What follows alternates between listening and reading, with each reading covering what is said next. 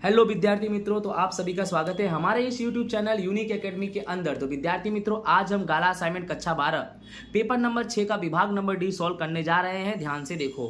तो पहला question number 37 है, निम्न माहिती पर से ख्याति की कीमत अंतिम 4 वर्ष के औसत लाभ के 5 वर्ष की खरीदी के आधार पर करनी है। तो बच्चों, सवाल का जो वर्ष है वो 4 है, ख्याति का वर्ष जो है बच्चों वो 5 है, और औसत लाभ बच्चों सबसे आसान पद्धति यही होती है औसत लाभ। आपके सामने सवाल है, वर्ष दिया है, लाभ दिया है, लाभ को क्या करेंगे बच्चों, हम जोड़ देंगे। क्या करेंगे? जोड़ देंगे। और औसत लाभ यानी कुल लाभ बटे वर्ष की संख्या। कुल लाभ तुम्हारा 1,50,000, वर्ष की संख्या 1, 2, 3, 4 यानी बटे में 4 ले लेंगे और भाग करेंगे 1,50,000 भागे 4 तो 37,500 आएगा। अब हम ज्ञात करेंगे ख्याति का सूत्र होता है औसत लाभ गुणे खरीदी के वर्ष। औसत लाभ दिया है 37,500, खरीदी के वर्ष कितना है? तो खरीदी के वर्ष 5 है, क्योंकि आपके सवाल में 2 वर्ष दिया है, एक 4 और एक 5। तो 4 तो 1 2, ध्यान से देखो, 4 तो 1 2 3 4 सवाल वाला हो गया, तो ख्याति वाला वर्ष 5 है, तो 37,500 में 5 का गुणा करेंगे तो 1,87,500 आएगा। इसी के साथ ये हमारा सवाल होता है पूरा। तो आई होप बच्चों आपको एक क्वेश्चन नंबर 37 अच्छे से समझ में आया होगा, क्योंकि सबसे आसान सवाल यही है। ओके, नेक्स्ट क्वेश्चन नंबर 38 पे चलते हैं कि चीनू और मीनू की साझेदारी पीढ़ी, चीनू और दीनू की साझेदारी पीढ़ी की ख्याति की कीमत अधिक लाभ। बेटा याद रखना, अधिक लाभ को कौन सी पद्धति से करनी है? पूंजीकृत करने की पद्धति से करनी है। एडिशनल इन्फॉर्मेशन दिया गया है, विनियोजित पूंजी दिया है 9 लाख, अपेक्षित मुआवजा का दर 12%, अंतिम 5 वर्ष का लाभ आपके सामने है।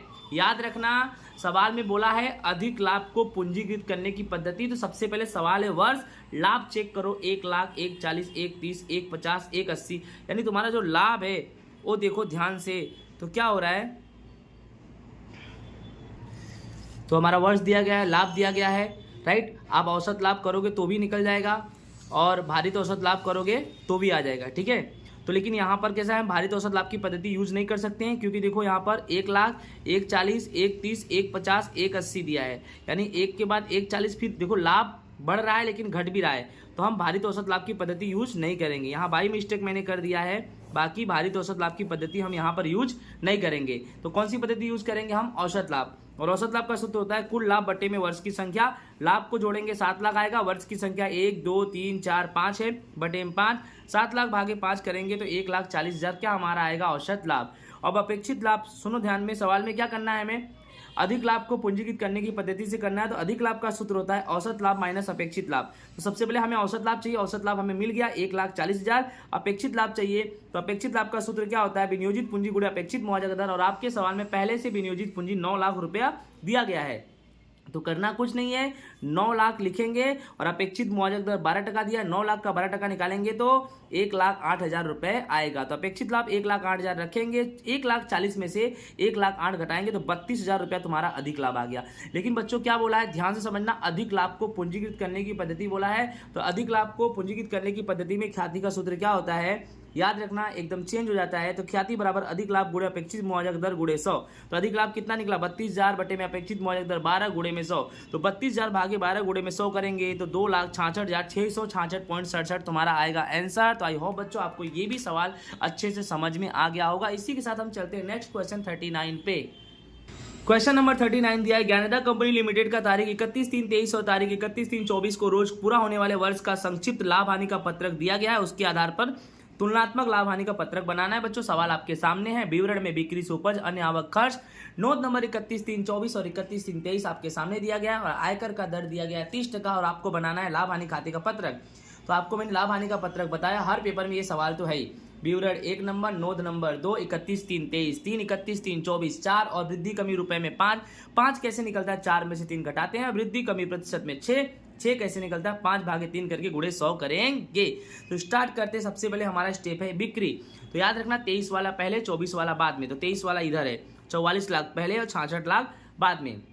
आसानी से 44 लाख, 66 लाख, 66 में से 44 घटाएंगे तो कितना आएगा? 22 लाख, और 22 लाख में 44 का भाग करेंगे, 22 लाख भागे 44 लाख गुणे 100 करेंगे तो 50। आपको सूत्र मालूम है, 5 कैसे निकलेगा? 4 में से 3 घटाना, 4 ये रहा, 3 ये रहा, इसमें से ये घटाएंगे ये निकलेगा। 6 कैसे निकलेगा? 5 में 3 का भाग देके गुणे 100 करेंगे तो 5 तुम्हारा कितना है? 5 है तुम्हारा 22 लाख, और 2 तुम्हारा 3 है वो है 44 लाख। तो 22 में 44 लाख भाग करेंगे और गुणे 100 करेंगे तो हमारा 50% आएगा। ओके, अन्य आवक पे चलते हैं। तो अन्य आवक तुम्हारा बच्चों क्या है? तो अन्य आवक में पहले लिखेंगे 3 लाख, फिर लिखेंगे 4,50,000। तो ध्यान से देखो, पहले 3 लाख, फिर 4 लाख 50,000, 4 50 में से 3 घटाएंगे 1 50 बचेगा, 1 50 में 3 का भाग देंगे, गुणे 100 करेंगे तो 50% आएगा। तीसरा नंबर है कुल आवक, 44 लाख में 3 लाख जोड़ेंगे 47 लाख, 66 में 4 50 जोड़ेंगे 70 50, 70 50 में 47 लाख घटाएंगे 23 50 आएगा, 23 50 में 47 लाख का भाग करके गुणे 100 करेंगे तो 50 आंसर आएगा आपका। फिर 4 नंबर आएगा बेटा खर्च, तो डायरेक्टली आपके सवाल में खर्च डायरेक्ट दिया है, ठीक है, 30 80 47 52, ठीक है। तो क्या करना है, सबसे पहले 30 80 लिखना है, 47 52, 47 52 में से 30 80 घटाएंगे 16 72 आएगा, 16 72 में भाग देंगे 30 80 गुणे 100 करेंगे 54.29 आएगा तुम्हारा आंसर।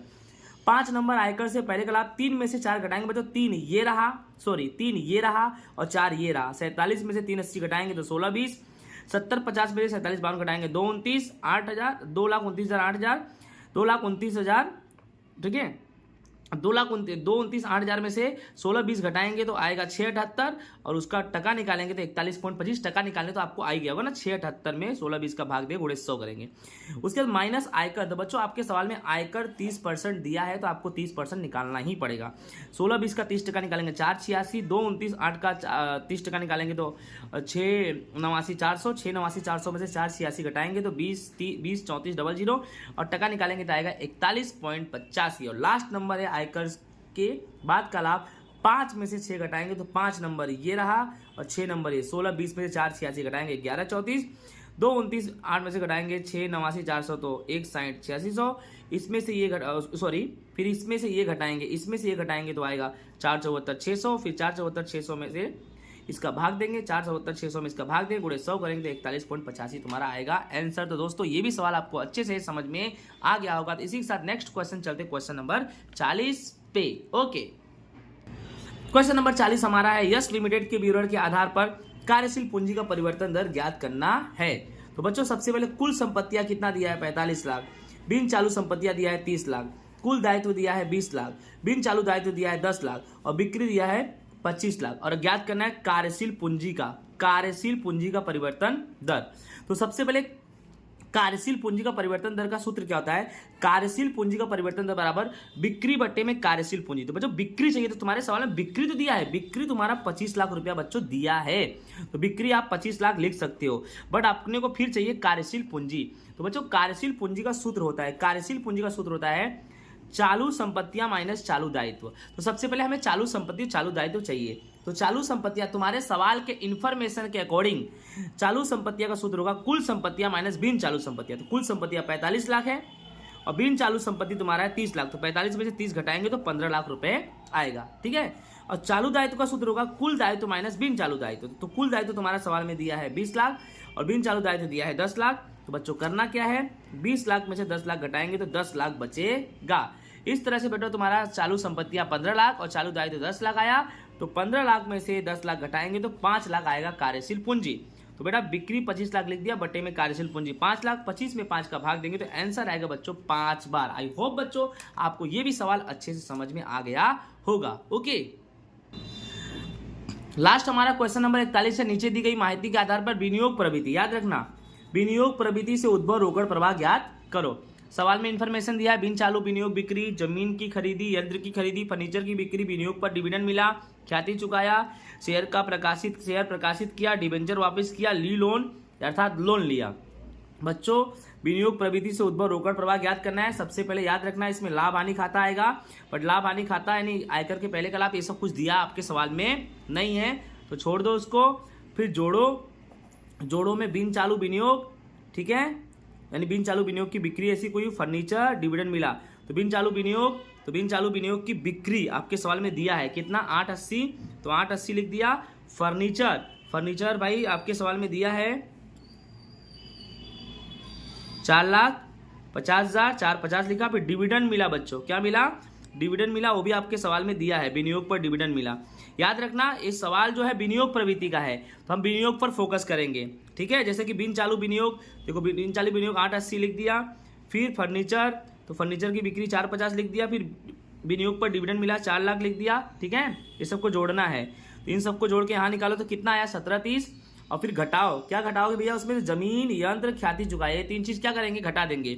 तो जमीन 1480 है, यंत्र 980 है, ख्याति चुकाया 320 है, इन सबको जोड़ो 2780 आएगा। 1730 में 2780 घटाएंगे तो माइनस में आंसर आएगा 10,50,000 माइनस में आएगा, इसको माइनस में करेंगे और लिखेंगे विनियोग प्रवृत्ति से उद्भव रोकड़ प्रवाह। आप बोलोगे सर इतना जल्दी जल्दी चला दिए, इसमें कुछ समझ में नहीं आया मुझे ये वाले सवाल में। तो बेटा ये सवाल तुम्हें तब समझ में आएगा जब आप फॉर्मेट याद करोगे। रोकड़ प्रवाह पत्रक जो है आपका चैप्टर, उसमें फॉर्मेट है, उस फॉर्मेट को अगर आप याद करोगे तो ही कुछ होगा, अदरवाइज कुछ होगा नहीं। फॉर्मेट याद करोगे आपको ये भी सवाल आ जाएगा। तो इसी के साथ हमारा पेपर नंबर 6 गाला असाइनमेंट का पूरा होता है। आई होप आपको समझ में आया होगा बच्चों। आपके लिए मैं हिंदी माध्यम का वीडियो बना रहा हूँ, यूट्यूब पे आप चेक करो, अकाउंट चेक करो, स्टेट चेक करो, कोई भी सब्जेक्ट चेक करो।